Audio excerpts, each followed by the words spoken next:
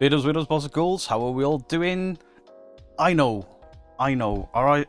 Somebody sent me another Backstreet Boys vest. I've got to wear it. I bet it's you, Cassidy May. Anyway, onto the video. So just before the summer started in the UK, Dorset Paranormal investigators invited me along to an investigation because something was going on at this haunted charity shop that they couldn't work out. They'd done one visit there and they were like, this is incredible. There's proof of the paranormal, seemingly. We're a little suspicious, but this is wild. And I'm like, I'd like to go. But unfortunately, I was already booked to go the next night back down past Dorset to go to North Fort. I was like, I can't afford to do both trips, and then charging the equipment will be a nightmare. I'd have to pay for a hotel, lug everything, all the charges. It's just not feasible for me, but potentially real haunted location? I can't do it. So the next night I met up with Dorset Paranormal at North Fort, or a pub just outside of the fort.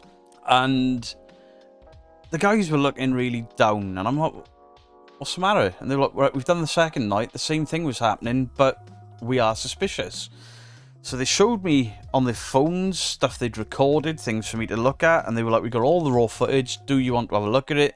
Because you couldn't make it, we took Staffordshire Paranormal, another team that I really enjoy and trust, and the same things were happening. Now Staffy's videos have come out and they've been accused of faking what was going on in this building. It wasn't Staffy's and it wasn't Dorset Paranormal faking, it was the guy that invited them, it was the hammer toe. And through the footage I watched, I quickly worked it out. But then they went for a third visit, and the third visit, really do go and watch it, because a paranormal investigation team went for a third visit, ultimately caught the guy faking, and called him out for faking. To his face. Bravo, Dorset Paranormal investigators. I know they've been really down on themselves, and they were like, I can't believe we were fooled, I can't believe we bought into it, and you know, we thought that this was real, and then to just have it taken from us is horrible. And I'm like, but you did your jobs. As a legitimate paranormal investigation team, no matter how much they laugh and joke on investigations, they are legitimate. Somebody comes to you with a specific claim and says, I think I'm haunted, can you investigate? And then you go and you investigate those very specific claims, you capture evidence, you review your evidence, and then you review what has gone on, can't reach a logical conclusion, so you go back, as well as asking a debunker to come with you, another paranormal investigation team to come with you, and then start to form your own opinion, and then go back for a third visit, realise exactly what's going on, and then ask the guy to his face, he lies, you reached out to him after the fact, and he's completely ignored you. Dorset Paranormal, you did your jobs. You did your jobs well. You did exactly what should be the bare minimum of every paranormal investigation team that's out there right now. I don't know why you're so down on yourselves. I can understand being down that you thought it was real and then it turns out that it's not. I really can. The way you caught this guy was debunking. The sound seemed to be emanating from this guy that invited you, but because of the wooden building and the layout of the building, sound echoes, and he knew this, he'd been practicing this. We got him to sit on the floor and cross his legs, still he was doing it, and I'm like, yeah, his feet are still in contact with the ground, he can still hammer toe inside of his shoe. What about when we asked him to write on a note? Well, everyone is 2 or 3 knocks, and then so he's guessed the 3, shit, I'll do 5.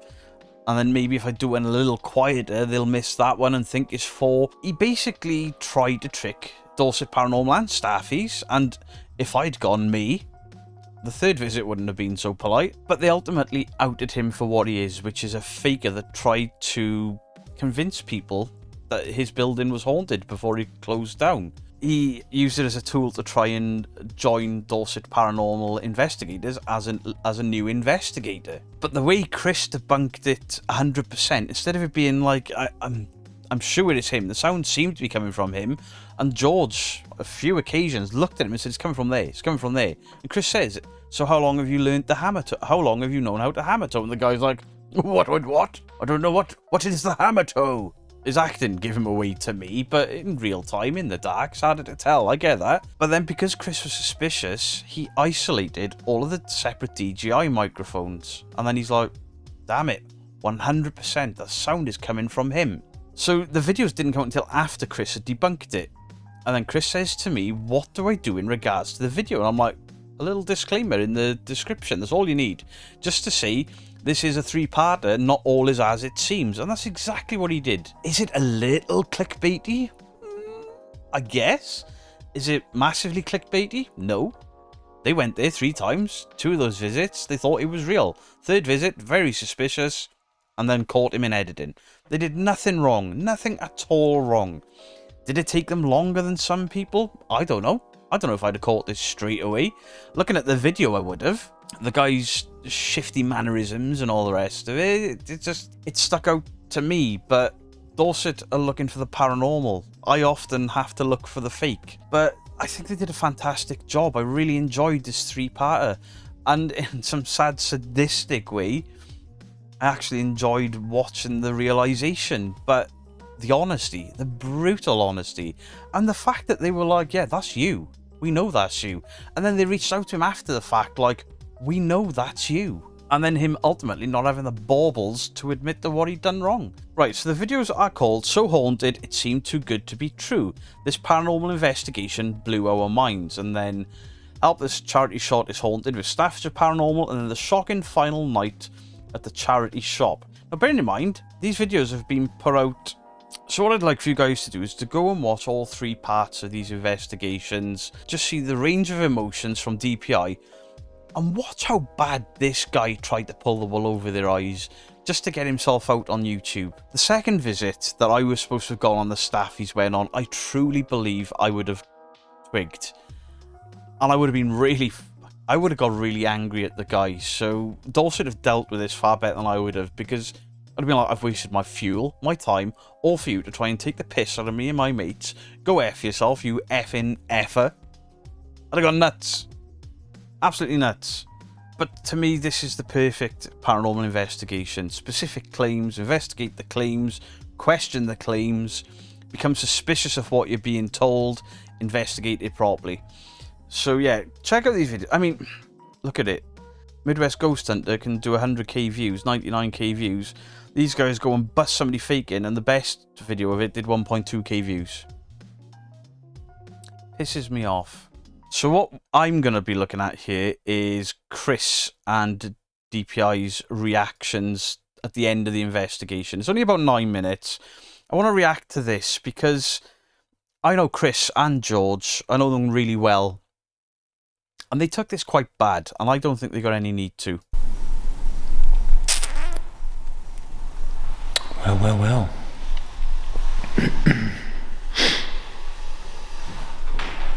I'm trying to control anger. Yeah. They've already realised here. Really fucked off. But I have no idea how he's doing it. The reason he's so annoyed is they've obviously, 3rd visit, they've wasted their time. They think they wasted time, they haven't. They've investigated properly.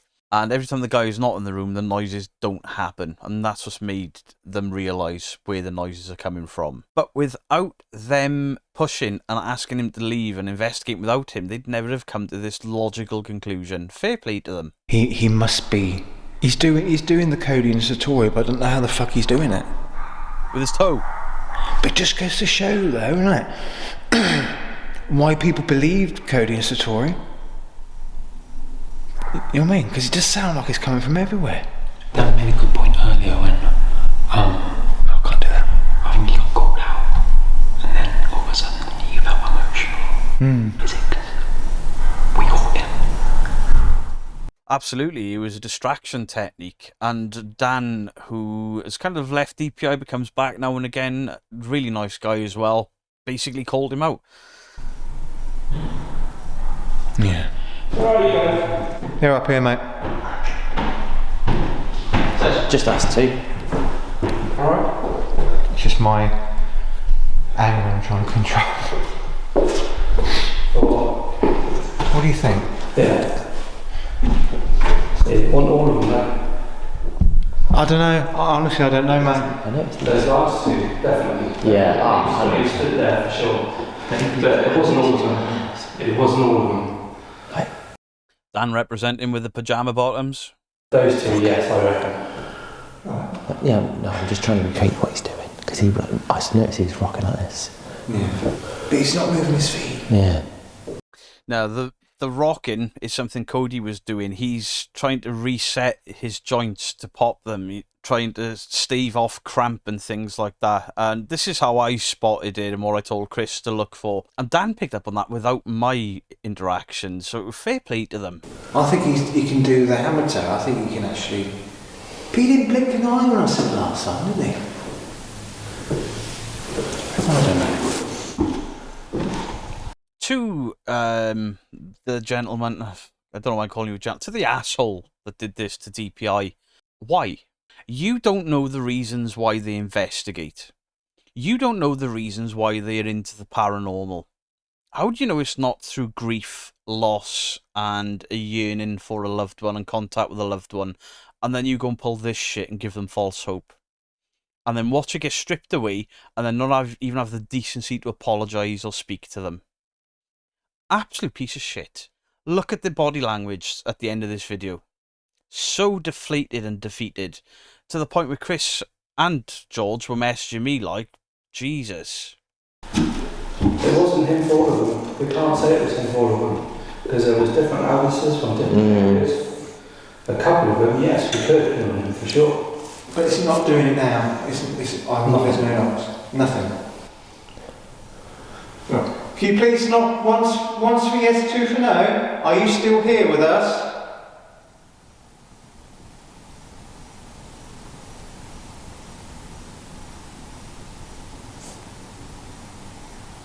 Please Head not. But the guy that did this to them was so horrible in the way he did it, he made out that this spirit was fond of Chris. And Chris is calling out here in his softer tone, and nothing. It's an absolute disgrace that this guy did this to them. Look on his face. I'm so disheartened. Yeah. So disheartened. Can you copy this?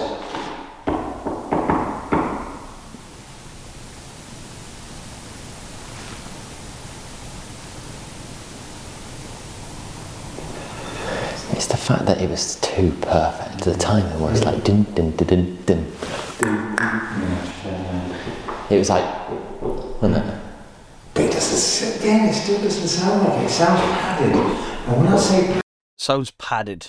That's how they knew it was coming from a shoe. padded, it sounds like in a shoe. Thing is, I want it to be real. Does that make sense? Yeah. We all do. We all wanted it to be real. Of course we did. Otherwise, what's the point in us investigating? That's what we're here for. And I'm just really like, especially with Dan, it's fucking first night back and it's all fucking bullshit. But you've got to agree with me, it's not him for all of it. It can't be. Nah. Some of them I think it was. some of the knocks are more intense than others. The two that when he was stood there, me and Dan just looked at each other and we just knew it was him. But you got But it's different pressure and different ways of leaning on his foot to change the sound, to convince you that it's coming from a different direction. It's what Cody did to millions of people. to throw it all out there. You've got to throw it. If he's doing some of it, then he's doing all of it. Fine. I agree. He could have passed off random building sounds as well, because they just happened to fall in line. And how is he doing the loud ones? I can do those kind of loud knocks without physically moving and doing something, and he's not moving. I'll tell you what, this is going in the fucking video. What we're saying now. And I'm glad you did. The perfect example is the Weech Brothers 30 East Drive, where Steve took the kids, and his son did it. And Steve thought he heard someone walking down the stairs, and it's his son hammer towing. His son didn't even know about Cody and Satori. He just learned how to do it randomly. I don't give a shit. He's got a mic on him. While editing the trilogy, only one DJI mic was needed to enhance the audio for the knocks. Tim's DJI. Tim, you're a dickhead. You're horrible. Pissed off when we found out that it was actually him making the knocks. Why are you doing the ghost theory thing where you don't look at the camera to talk to the cameras? Idiots. You knew that was coming, Chris. Third visit, I was always looking, obviously, at Tim, just to see if there was any tomfoolery going on. Had sort of a suspicion, but not really anything that came to mind that somebody else was doing it. A part of me, I guess, was just in hope that it was paranormal. And I think we had the blinkers on. I think we all had the blinkers on. Out of all three of us, I should have been more open to the fact that it could have been a hoax rather than paranormal. We were going. At the end of the day, you've worked it out, and I understand that because I went to a very well-known location twice, and twice things happened, and twice I was like, this could be legit, and I got my pants pulled down, and I'm known for being a debunker. And they're thinking we're capturing the Holy Grail every time. So then to come to the realisation that it probably was all BS was a bit of a downer, shall I say. Everything just clicked. Eyes wide open. Look how dejected they are. Tim, this is your fault. Everybody knew what was going on. Everybody knew it was coming from Tim. Frustrated, angry, annoyed. Disheartened.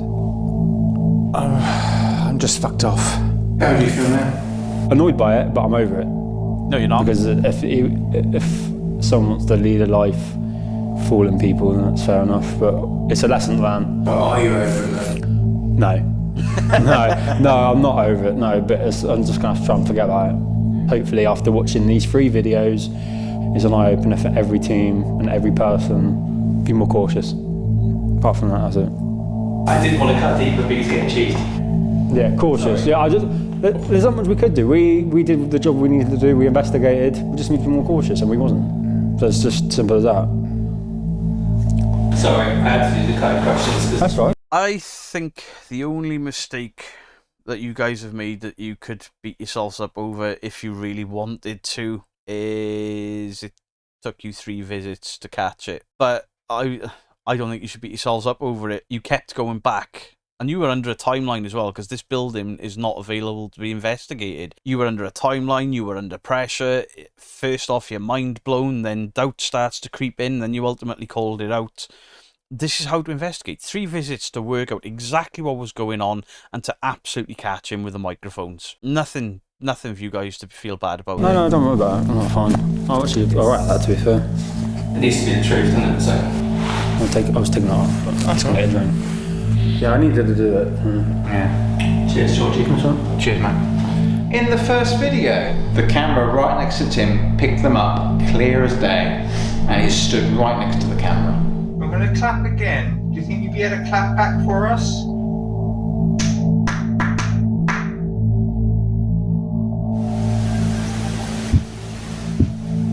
Every single knock was on him. Look at the footage.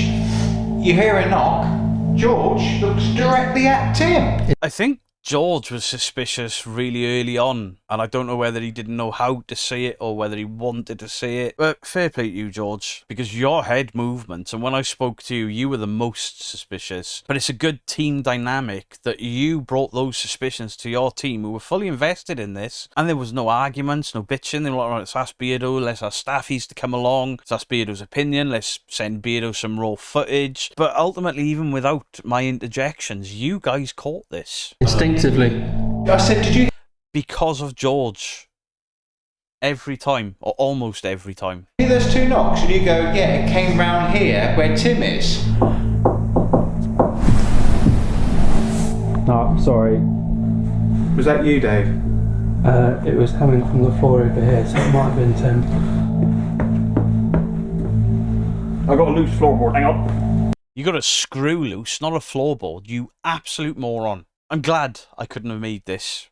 Really glad, because I'd have not looked good at all. I've learned from this. I've learned that I've got to be aware of this sort of thing, and I've got to keep myself in check, because I don't know how I'd have reacted to him. It wouldn't have been positive either way. I'm not ever going to assault anyone over something like this, but I imagine I'd have raised my voice and been in his face about it. I'd have demanded the truth there and then, and that's not a good look. Not a good look at all. And I've learned from watching this and thinking, gee, I was nearly part of this. I've learned that I need to cool myself off a bit, you know? Like with certain videos that I've done recently where everyone was like, what the fuck do you think you are to go at, to do? I've got to calm myself down, and this has been a stark reminder that I need to chill myself out as well. But that was... Was it you, Tim? And yeah, I think Chris mouthed something then. If it'd been me, it'd have been wanker. we still didn't get it. Why didn't we get it? Yeah. I know. We said because we were arrested. But you did. You did get it, because you said it's coming from him and he moved and then he changed the subject. But your faces said you knew. You just had to prove it. We invested in it. Watching that first video, being as clear-headed now, you can fucking spot it a mile away. Watch the first video again. You'll see how obvious that it was him. Yeah. We got a recommendation. Hindsight is a wonderful thing. And you're always learning. Always learning. The second you stop learning, you've stopped caring. To go and investigate somewhere paranormal. We said, yeah, why not? We didn't know we were going to get fooled. Who would? If it was any other team, like we know with some, they would have taken it off to the stratosphere and played with it. You're damn right they would have. There are UK-based teams I could name. I won't, because it'll just kick off drama, and Dorset gets shit for me supporting them anyway. But yeah, there are teams in the UK that would have absolutely played this off like it was 100% real, knowing the building was closing, and they could have gotten away with it. Dorset Paranormal have absolutely done their job. And claimed it was paranormal, but we're not like that. We should have done more. If we had an inkling it could have been Tim, we should have done more in terms of putting microphones near his feet. Tim. Man to pussy. Look at them. Look how dejected and let down and upset they are. Because you wanted to get your face on camera and pull the wool. Piece of shit. Take his shoes off. We should have done more. Right. I think the thing that's pissed us off the most is not the fact that he faked it, is the fact that we fucking fell for it. I think that's pissed us off the most. Yeah. We're pissed at us, not him. No. Be pissed at him. He took the piss out of you. Be pissed at him. Don't be pissed that you were a little naive and trusting. Don't be don't be as horrible as me.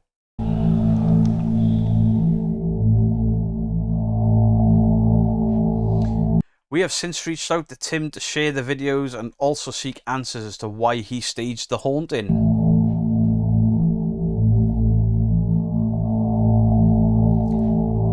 Tim never responded. Because Tim is a coward and a pussy. Tim, wherever you are, what you were doing, I hope this haunts you for the rest of your days. What you've done to these lads and to staffies. I also hope that there is an afterlife. There is something beyond this world. And when you get to whatever destination you're going to, you're stopped. You don't belong here.